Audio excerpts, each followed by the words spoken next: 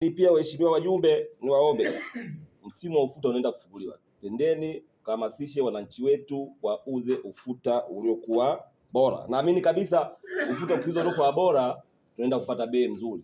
Wenzetu wa Songwe leo wameanza kuuza na kwa bei ya juu 2700, lakini pia kwa bei ya chini 2600, sio haba.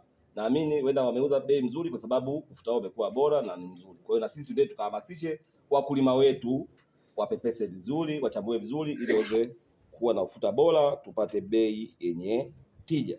Mheshimiwa Mwenyekiti, tumekusikia juu ya CSR kwenye sekta ya madini. Kama tutakwenda kusema wakati nafungua mkutano huu. Mkutano huu tumeufanya tukiwa na utangulizi wa vikao mbalimbali huko nyuma. Juzi tulikuwa na party caucus, jana taarifa za kwenye kata, lakini kwa jambo la CSR lilibuka sana kule kwenye kikao cha chama.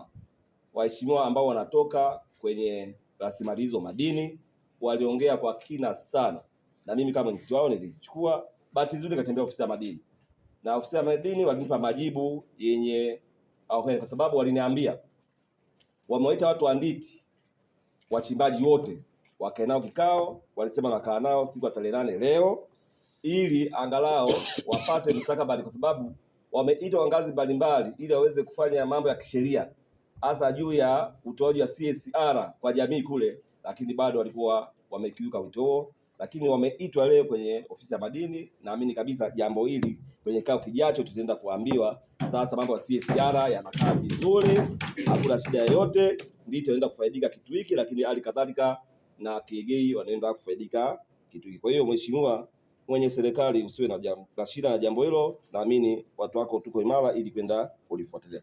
Lakini kipekee niendelee kumshukuru katibu tawala kwa nasaha zako ambazo umemwakilisha mkuu wetu wa wilaya. Umeongea mambo mengi sana kutukumbusha, naamini watendaji wetu wanaenda kuwasimamia haya, usajili wa NeST, lakini pia usajili wa wasanii pamoja na umetukumbusha waheshimiwa diwani, tendeni tukafanye ziara. Kwenye ziara zile tukaibue changamoto ili tuweze kuzishughulikia. Lakini nami naomba nikuombe tu mheshimiwa katibu tawala kwa niaba ya mkuu wa wilaya, kuna changamoto ambazo tutahitaji zitatuliwe na serikali. Mimi naomba zikileta kwako ujue hizo ndio changamoto ambazo zitatukabili sana katika maeneo yetu. Naamini zikitatuliwa inaenda kuwa solution kwa wananchi wetu ili kufurahia maisha kupitia serikali yao. Lakini pia tumeambiwa hapa pembejeo zimefika, na ni kweli pembejeo ambazo Mheshimiwa Rais anatupatia bure wakulima hasa wa korosho zimeshaanza kuingia na Chingwea, lakini tayari siweza kutawanyishwa. Hapa kabla sijafunga kikao nimepokea simu kama 2 ambazo zilikuwa zinanielekeza kupitia afisa ugani wangu.